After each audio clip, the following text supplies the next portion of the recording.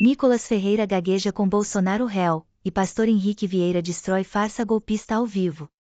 Ou não, que é o Alexandre de Moraes. O outro juiz é juiz amigo do Lula desde a adolescência. O outro juiz era advogado do Lula. E os outros demais juízes são todos indicados pelo PT. Existe algum julgamento parcial nisso? Agora mesmo o Alexandre de Moraes, todo amostradinho, tá passando vídeo lá da baderna do dia 8. Passa também vídeo lá do MST, pô. Senhor presidente, aqui tem que ser um espaço de defesa da democracia e da Constituição. Aqui foi dito que Bolsonaro foi o maior presidente da história do Brasil. O único na nova república que não conseguiu se reeleger. Teve muitos votos, menos que Lula. Importante dizer isso. Aqui foi dito, quando a esquerda não concorda com alguém, esse alguém é defenestrado. Abre aspas para Bolsonaro. É preciso fuzilar a petralhada. Essa frase não é nossa. Eu defendo a integridade física e emocional de todas as pessoas. É preciso fuzilar a petralhada, na prática, negar a dignidade do outro que pensa diferente. Aqui foi dito que Bolsonaro é um homem correto. Qual é a definição de retidão? Fraudar cartão de vacina, vender joias do Estado para apropriação individual, ter relação orgânica com milicianos. Esse é o sinal de retidão? Faltou a baleia. Aqui foi dito que direitos humanos é para todos. Do mesmo grupo que diz bandido bom é bandido morto. Não faz o menor sentido. Ou é uma coisa ou é outra coisa. É pura contradição. E não conseguem fazer o que eu fiz, escutar até o final. Porque são mobilizados pela raiva, pela ignorância e pelo desrespeito. É só escutar. Mas aquilo que parece fácil, torna-se difícil para os ignorantes. Sobre os idosos. Distopia, surreal, mentira. As imagens demonstram. E mesmo assim, os idosos que estiveram aqui, não foi a gente que chamou. Entraram todas as pessoas que tinham adultos, pessoas de todas as idades, kids pretos, tudo comprovado. Qual era a pauta?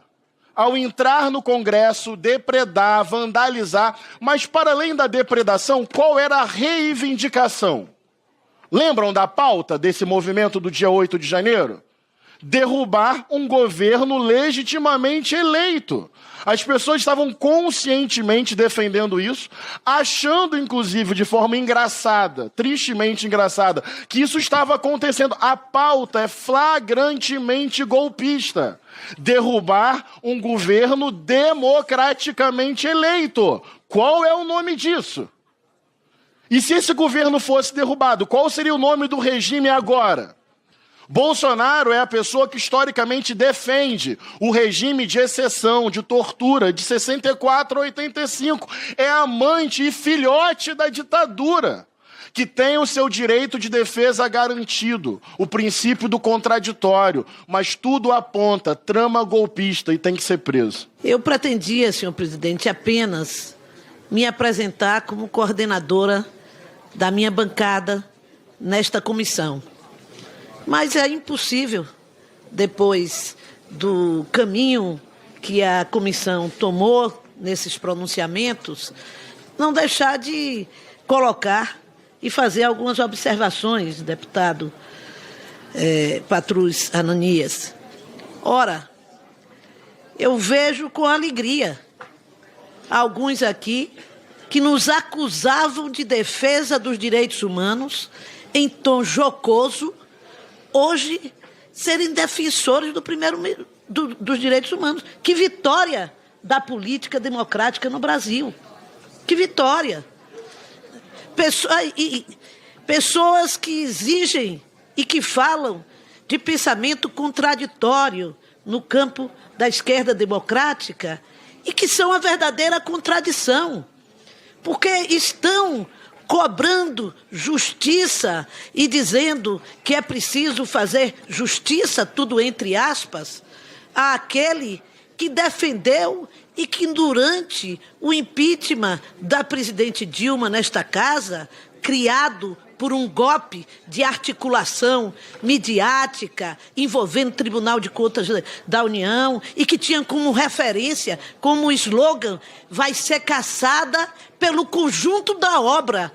Que conjunto da obra? Que crime objetivo? Ninguém sabia dizer. Era o conjunto da obra. E participando de uma verdadeira campanha desmoralizadora na sua condição de mulher. De mulher. E essas pessoas hoje cobram direitos humanos, cobram paciência, cobram respeito. Aqueles que nunca respeitaram, aqueles que nunca se comportaram com respeito. Quero lembrar aqui do início dessa legislatura, quero lembrar aqui do início da outra legislatura, quando o ex-presidente havia sido eleito, e nós aqui, dentro desta comissão, ouvíamos deputados mandar deputadas, mulheres, calarem a boca e saber se já tinham tomado remédio. Isso é respeito? Isso é respeito, respeito parlamentar mínimo que se exige num processo democrático, porque a democracia passa por isso, por um respeitar a opinião e a posição do outro. E vocês terão o meu apoio sempre que assim se comportarem, com respeito, respeitando a opinião do outro, que é isso que é a base do processo democrático. Agora, dizer aqui que essas pessoas apenas depredaram, o apenas já é uma expressão de redução do crime. De redução do crime. Como se depredar, no nível em que foi feito, os 3 poderes da República, fosse alguma coisa absolutamente menor. Mas que exemplo nós estamos dando para as crianças brasileiras, para a juventude brasileira, ao dizermos isso? Isso é típico de um pensamento político que é construído na criação do caos. É preciso desmoralizar os poderes pré-existentes para criar outro poder vindo desse processo de caos criado, tipicamente vindo para criar uma ditadura após isso. Essa é a tese central dessas pessoas. E foram isso que eles fizeram ao contestar logo o dia da posse do presidente da República legitimamente eleito. Nós aceitamos o resultado da eleição anterior e perdemos. E dentro do processo democrático, tentamos construir o nosso retorno e voltamos. Portanto, cabe ao outro respeitar isto. Foi contestado o processo eleitoral do Brasil. Hoje, o presidente dos Estados Unidos, cantado em prosa e verso por todos eles, reconhece o sistema eleitoral brasileiro como probo, como correto, que deve ser imitado. Ora, eu quero dizer, senhor presidente, que não sou uma pessoa considerada radical. Vossa Excelência me conhece do meu estado. Agora, eu estou disposta a que a gente possa estabelecer, sim, pontes para construir uma pacificação desse país dividido. Mas isso não pode ser construído com uma invenção, com mentiras. Eu me pergunto, aquela moça que fez a pichação de batom, estava ali por acaso? Estava passando na rua, olhando, assim, distraída. Vou pichar aqui. Pegou o batom, tirou da bolsa. Não foi isso. Mesmo que eu possa considerar que há uma densiometria exagerada na sua pena. Mas não é verdade dizer isso. Essas pessoas não ficaram constrangidas como uma mulher que não tinha 2, tinha 5 filhos e teve seu marido levado de casa e nunca mais soube dele. Ele foi morto e tinha sido antes deputado nesta casa. E há um filme que passou neste país nesse momento, ainda estou aqui, que levou milhares e milhares de brasileiros para assisti-lo. E quem contestou o filme? Justamente o deputado que se encontra nos Estados Unidos hoje, que disse que aquilo era mentira, que no Brasil nunca teve ditadura militar. Quer dizer, é a construção de uma realidade paralela para justificar unicamente para justificar suas ações. Isso é bárbaro, não é da democracia, isso é da barbárie. Então, nós queremos discutir tudo que se coloque como assunto necessário. Alguns dizerem aqui que estão fazendo o que o povo brasileiro está pedindo é mentira. O povo brasileiro não está pedindo nada disso, o povo brasileiro está pedindo resolução dos seus problemas. E os seus problemas são outros. Este é um problema que diz respeito à política e aos políticos. Dizer que aquelas pessoas que estavam há mais de 15 dias nas portas dos quartéis, querendo o retorno de um regime militar, diz explicitamente. O presidente, por vezes, defendeu isso. Os militares não vão permitir isso. Quer dizer, buscando uma intervenção da mesma forma que fazem agora, que um senador, na maior desfaçatez, fez dentro do Senado Federal.